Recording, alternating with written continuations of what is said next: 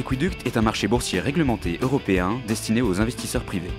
Equiduct permet de tirer parti de la nouvelle concurrence entre les bourses en garantissant aux investisseurs l'exécution de leurs ordres au meilleur prix, toutes plateformes confondues. Bonjour à tous et bienvenue pour notre nouveau Duplex Bourse. On se connecte comme d'habitude en direct de la salle des marchés de Bourse Direct avec Guillaume Rozan. Bonjour Guillaume. Bonjour Agathe. Alors la bourse de Paris est en légère hausse ce matin, comment l'expliquez-vous ? Alors en légère hausse, c'est vite dit puisque c'est très hésitant actuellement. C'est essentiellement dû, cette hausse du matin, à la bonne tenue de Wall Street vendredi, qui a clôturé au-dessus des 14 000 points. Et puis cette nuit, donc la Chine qui confirme le retour à la croissance avec de très bons chiffres en provenance du secteur de la distribution. Et donc ça implique que la croissance interne repart. Voilà. Alors par contre, bémol concernant l'euro, qui se maintient toujours autour des 1,36. Et on estime que si l'euro venait à rester dans ces eaux-là pendant plus de 6 mois, ça aurait un impact de 0,5 points sur le PIB européen. Donc ça, c'est le gros bémol. Et puis en février, on aura l'élection italienne également, avec Berlusconi qui s'opposera à Mario. Et donc là, Berlusconi qui est en train de reprendre un peu de poil de la bête. Et donc à nouveau des incertitudes quant à l'issue de cette élection. Voilà. Un mot maintenant sur les supports ou les résistances à surveiller aujourd'hui. Alors actuellement, on surveille la zone des 3738, 3760 et puis extension éventuelle à 3830. Mais là, on est plutôt dans une configuration de repli, hein, et on surveillera donc la zone des 3760, voire les 3680 aujourd'hui. Du côté des valeurs, maintenant, Sanofi a le feu vert de la Commission européenne pour mettre sur le marché un traitement contre le diabète. Quelles sont les conséquences d'une telle actualité sur ce titre aujourd'hui ? Alors, c'est plutôt une très bonne nouvelle pour la société. On peut rappeler que quand même des recherches sur ces molécules, ça prend beaucoup d'années, beaucoup d'investissements. Et donc là, ce sont des revenus à venir qui sont assez conséquents. Alors, depuis 2 ans, Sanofi a changé de stratégie en rachetant des biotech plutôt que d'investir de forts montants pour trouver de nouvelles molécules. Et c'est le pari gagnant, puisque en rachetant la société américaine, c'était Genzyme, ils ont eu 2 nouvelles molécules, donc une qui a permis la sortie d'un médicament aux États-Unis, et là actuellement en Europe, et pourquoi pas dans d'autres pays, sur ce médicament contre le diabète.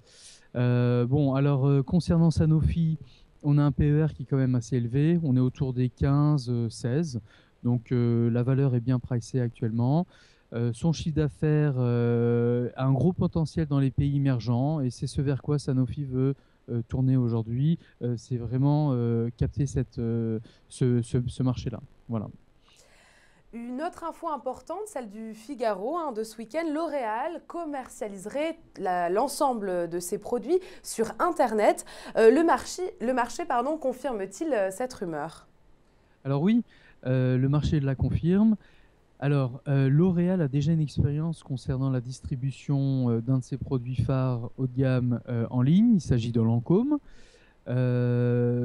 Concernant la stratégie de tout commercialiser en ligne, donc là, il y a quand même le petit problème à résoudre concernant la distribution du réseau.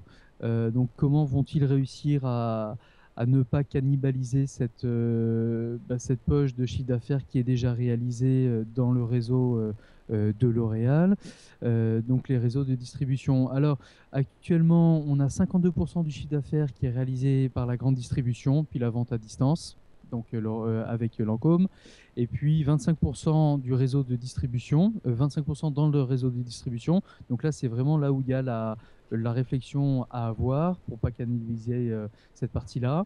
Et puis 15% qui est fait dans les salons de coiffure, 8% en pharmacie. Voilà, donc c'est quand même une bonne nouvelle, puisqu'aujourd'hui, on se doit d'être présent sur les marchés en ligne.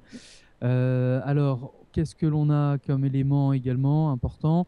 L'Oréal veut capter également, comme Sanofi, la part de marché des pays émergents, multiplier son chiffre d'affaires par 4 dans cette zone-là.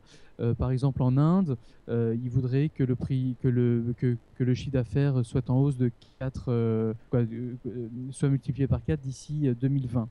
Et puis également détrôner Procter & Gamble en Chine dans les prochaines années pour devenir leader. Alors le PER de L'Oréal est plutôt haut, même très haut, puisqu'il est de 21 pour l'année 2013 en cours. Voilà. Très bien.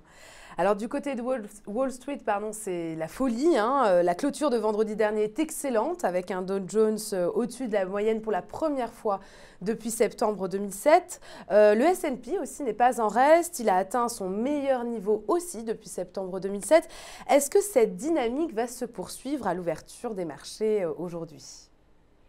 Alors oui, il n'y a pas de raison que ça s'arrête. On est au-dessus donc des 4000 points. Que ça s'arrête aux États-Unis, hein. En Europe, c'est un peu plus compliqué.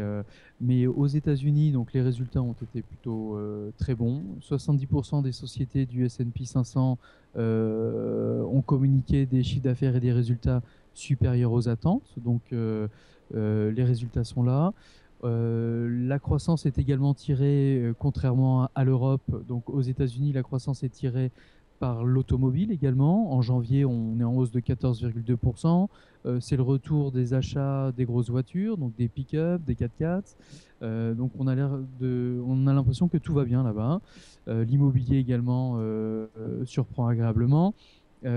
Cet après-midi, on a les commandes de biens durables. Apparemment, on ne s'attend pas vraiment à une catastrophe. On a plutôt les yeux rivés vers l'Europe. Jeudi, la BCE va parler. Et puis, on a les résultats qui vont tomber à partir de la semaine prochaine pendant 2 semaines en Europe. Et là, on est vraiment plus prudent et voire on est sur une stratégie d'allègement. Voilà. Merci beaucoup Guillaume pour toutes ces précisions. On se retrouve dès demain pour un nouveau duplex sur Décideur TV. Merci, au revoir. Merci, au revoir Agathe.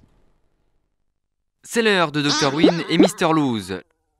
À gauche, c'est Mr Lose. À droite, Dr Win. Leur point commun, investir en bourse. Leur différence, Mr Lose réalise toujours ses transactions sur le marché historique. Dr Win sait qu'être un winner, ça se joue dès l'exécution de ses ordres. Il utilise donc Equiduct. Aujourd'hui, nos 2 investisseurs ont décidé d'acheter le même titre. Et c'est la lose pour Mr Lose. Pas de chance, il y avait un meilleur prix ailleurs. C'est tout l'inverse pour Dr Win. Son ordre est exécuté à un meilleur cours que sur le marché historique. Dès l'exécution, il fait une meilleure opération. Vous l'aurez compris, optimiser ses gains en bourse, ça commence dès l'exécution. Equiduct, la bourse des particuliers pour une meilleure exécution.